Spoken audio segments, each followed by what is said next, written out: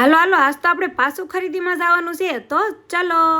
અહીંયા હું તમને જે નજારો દેખાડું એમાં તમે જરીક એક નજર તો નાખો. આ છે સુરતની પબ્લિક હો મારા વાલા. અહીંયાનો નજારો જોવો જરાક. કેમ બાકી જોરો શોરોમાં દિવાળીની ખરીદી ચાલુ છે ને. આપણે તો આજ સંપલની ખરીદી કરવાની છે, તો આવી જાય સંપલની દુકાનમાં. મારે તો જો આવા કાંક હિલવાળા લેવાના છે, કેમ કે સાજીદની હાઈટ થોડીક મારાથી ઊંચી રહી ને.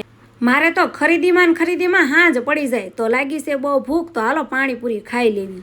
માંડ ખરીદી કરીને ઘરે પૂગી. આજ તો શેઠ લેવા ન આવ્યા, કેમ કે શેઠ કામમાં બહુ બીજી છે. જો મારા નણંદના ઘરે રિનોવેશનનું કામ હાલે છે, તો તોડવા ફોડવાનું કામ.